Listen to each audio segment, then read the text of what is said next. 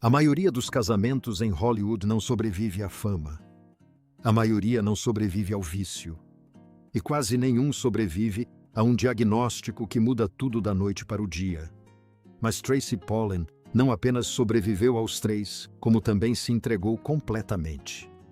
Depois de quase 4 décadas juntos, ela finalmente revelou exatamente o que manteve esse casamento firme. E honestamente, a verdade é mais poderosa do que qualquer boato que você já tenha ouvido. Hoje, vamos desvendar uma das histórias de amor mais extraordinárias e discretas que Hollywood já produziu. 2 pessoas muito diferentes de 2 mundos muito diferentes. Antes de haver uma história de amor, havia um contraste. Michael J. Fox e Tracy Pollan vieram de mundos completamente distintos. E compreender essa diferença é essencial para entender por que o que construíram juntos é tão extraordinário. Tracy Jo Pollan nasceu em 22 de junho de 1960 em Long Island, Nova York. Ela cresceu em Woodbury, filha de uma família proeminente de Nova York. Foi criada em um lar judeu cercada por cultura, educação e estabilidade.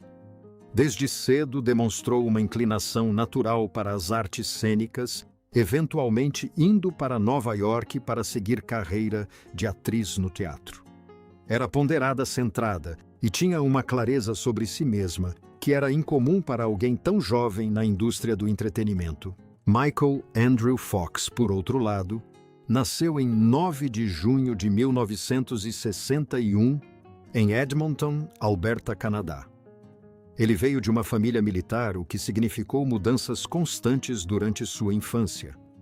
Abandonou o ensino médio aos 18 anos e se mudou de Vancouver para Los Angeles, com pouco dinheiro e muita ambição. Perseguindo um sonho que a maioria das pessoas dizia ser irrealista, ele batalhou por testes, até que Family Ties mudou tudo. Quando Tracy entrou no set de Family Ties, em 1985, Michael já era uma estrela. De Volta para o Futuro tinha acabado de estrear naquele mesmo verão. E Michael J. Fox era um dos rostos mais reconhecidos do planeta. Ele tinha um Mercedes, uma Ferrari, um Range Rover e uma agenda cheia de propostas para filmes. Ele era, como ele mesmo descreveu mais tarde, um príncipe encantado. Tracy foi escalada para o papel de Ellen Reed, o interesse amoroso de Alex Keaton, na 4ª temporada da série. Fora das telas, ela não ficou particularmente impressionada com a maior estrela do set. Mais tarde, ela lembrou de ter achado Michael um tanto convencido. Ali estava um dos homens mais famosos da América. E a primeira reação de Tracy Pollan foi: "Não acredito nisso." Mas então, algo mudou. Eles começaram a trabalhar juntos de verdade. E em 2 semanas, Tracy disse que teve uma impressão completamente diferente.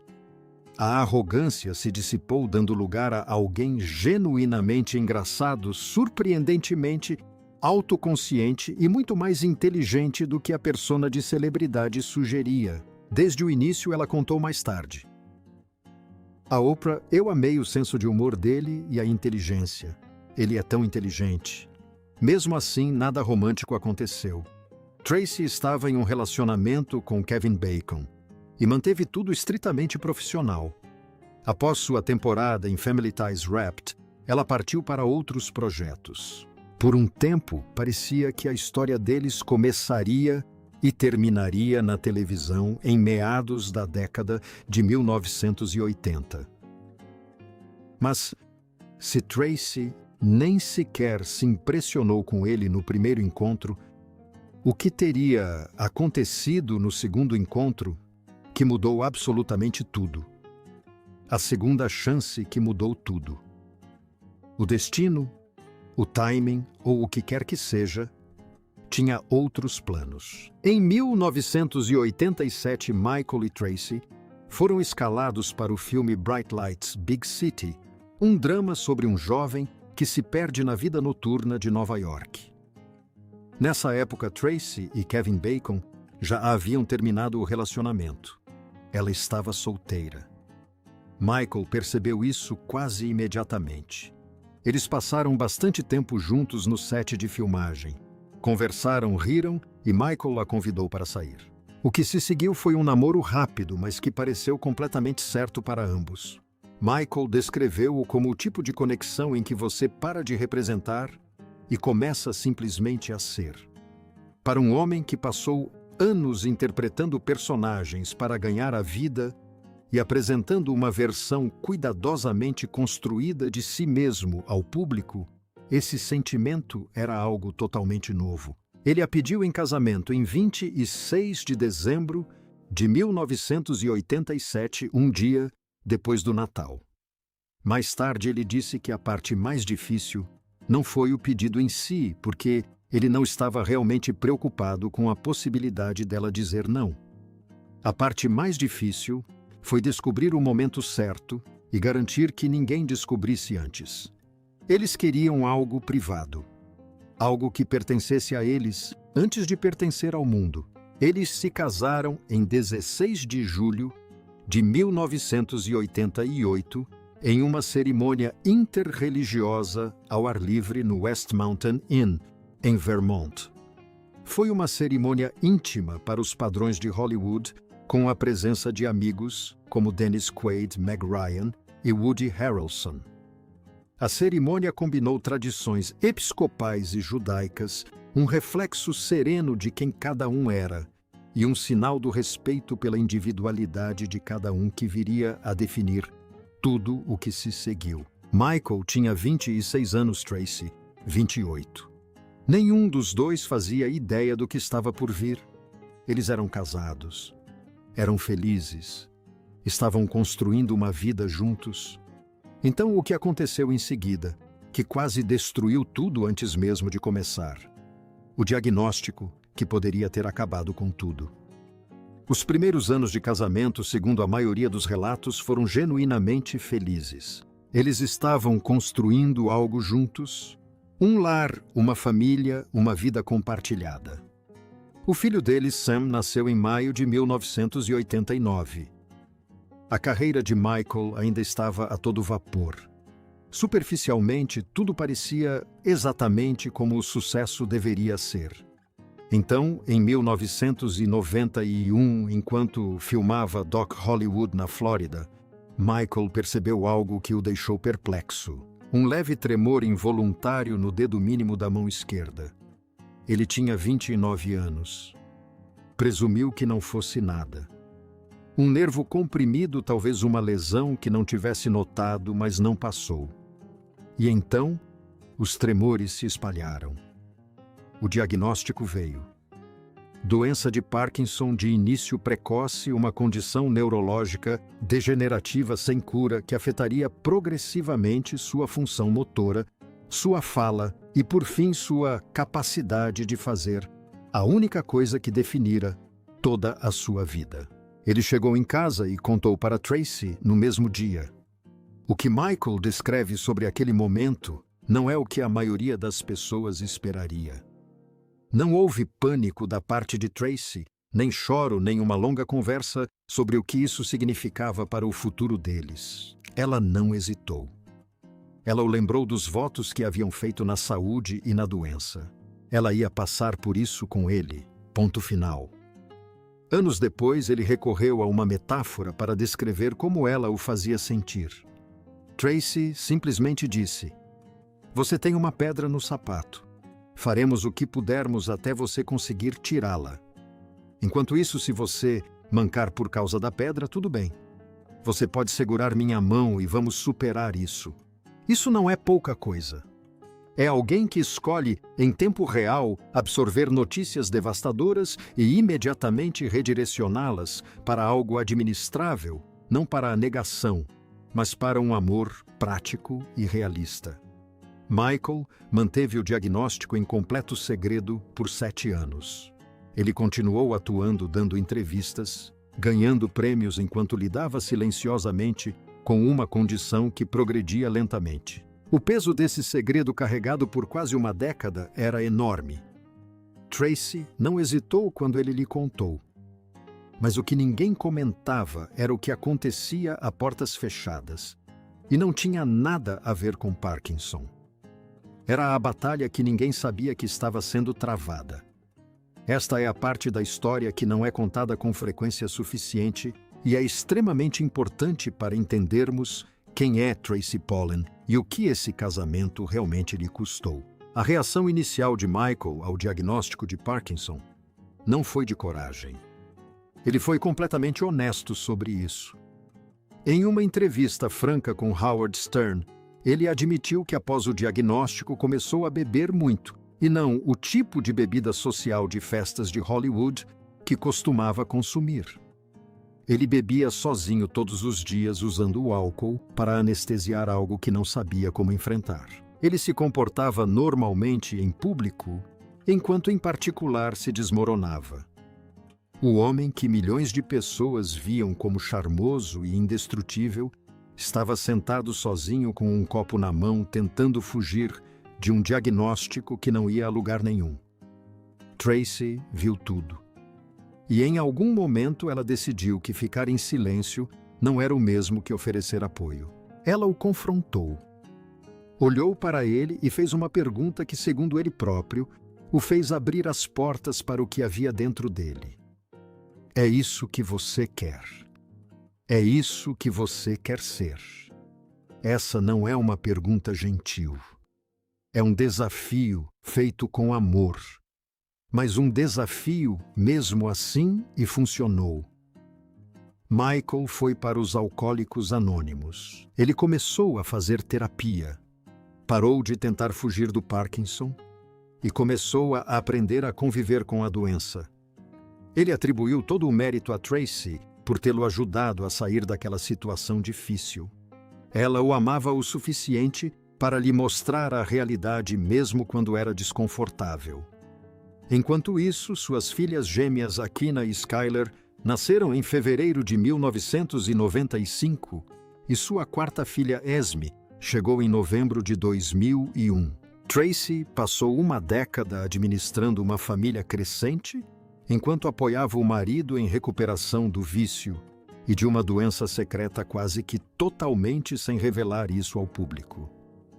Michael ficou sóbrio, buscou ajuda e tornou público o diagnóstico. Mas tornar público não mudou apenas a vida dele.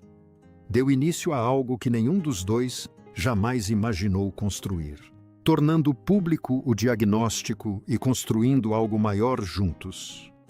Em 1998, após se submeter a uma cirurgia cerebral para ajudar a controlar seus tremores, Michael decidiu tornar público seu diagnóstico de Parkinson. Ele havia guardado o segredo por 7 anos. O anúncio foi um choque. Os fãs que cresceram assistindo-o, como Marty McFly e Alex Keaton, ficaram atônitos. E Alex, em janeiro de 2000, Michael deixou Spin City após 100 episódios e lançou a fundação Michael J. Fox para a pesquisa da doença de Parkinson. Ele abandonou uma carreira que, sem dúvida, ainda estava no auge e redirecionou tudo para algo maior do que ele mesmo. Hoje, essa fundação é a maior organização sem fins lucrativos que financia pesquisas sobre a doença de Parkinson no mundo. A fundação arrecadou centenas de milhões de dólares e acelerou fundamentalmente o ritmo da pesquisa sobre uma doença que afeta milhões de pessoas em todo o mundo. E Tracy não é uma mera espectadora de nada disso. Ela faz parte do conselho da fundação. Ela tem falado publicamente sobre o impacto do Parkinson nas famílias e nos cuidadores de maneiras que vão muito além de uma simples aparição no tapete vermelho. Essa nunca foi apenas a missão de Michael. Tornou-se a missão deles também. No jantar de gala anual da Fundação, Tracy foi sincera sobre a dificuldade de conviver com o Parkinson. É muito difícil para a família, para os cuidadores e, obviamente, para o paciente, disse ela. Mas ela apontou diretamente para Michael como o responsável por tornar tudo mais suportável. Grande parte da minha adaptação foi ditada pelo ponto de vista do Michael. Ele é tão tranquilo e tão conformado com a situação em que se encontra, e isso facilita as coisas para mim, para as crianças e para todos ao seu redor. A base estava crescendo. A família estava crescendo. Mas por trás de tudo isso, Michael disse algo em uma entrevista que deixou todos perplexos, e a maioria deles entendeu tudo errado. O segredo das vidas separadas que explica tudo. Essa é a parte que surpreendeu muita gente quando Michael disse isso em voz alta pela primeira vez. Durante uma entrevista franca, no programa CBS Mornings, ele fez uma declaração que poderia ser facilmente mal interpretada se você não estivesse prestando muita atenção. Ele disse: "Eu amo a Tracy. Ela é uma pessoa incrível, mas tem uma vida separada da minha, que tem Parkinson. Separada e independente de eu ser Alex Catton ou Marty McFly. Ela é uma pessoa tirada de contexto. Isso soa como um sinal de alerta. Distanciamento em um casamento que já passou por tanta coisa. Mas ouça com atenção, e você perceberá que na verdade é o oposto.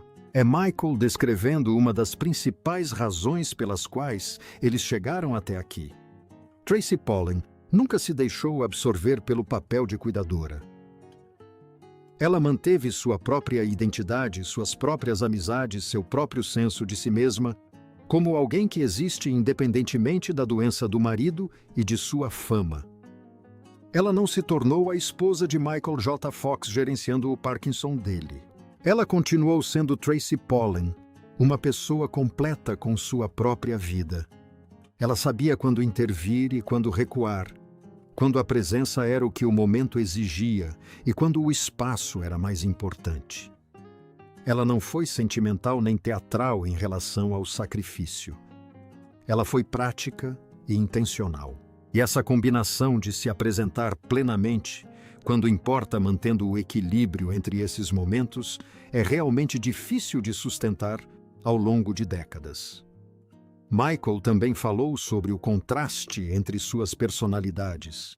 Tracy, por sua própria admissão, tem uma inclinação natural maior para se preocupar com o futuro. Michael é o oposto, focado no presente, aceitando o que é. Em entrevista à revista People, Tracy disse isso: "A visão otimista dele sobre tudo é simplesmente poderosa." Michael não se preocupa com o futuro. Eu sou completamente o oposto. Com o tempo, a abordagem dele moldou a dela. Essa influência mútua, onde cada pessoa realmente transforma a outra, é a base de casamentos duradouros. Então eles tinham a independência resolvida. Tinham a base. Tinham a família. Mas quando Tracy foi finalmente questionada diretamente sobre qual era o verdadeiro segredo desse casamento, o que ela disse? O que Tracy finalmente revelou. Em um certo ponto dos relacionamentos longos, a verdade deixa de soar dramática. Ela se torna mais silenciosa e específica. E foi exatamente isso que aconteceu quando Tracy finalmente revelou em diversas entrevistas e aparições públicas o que ela acredita ter realmente mantido seu casamento unido.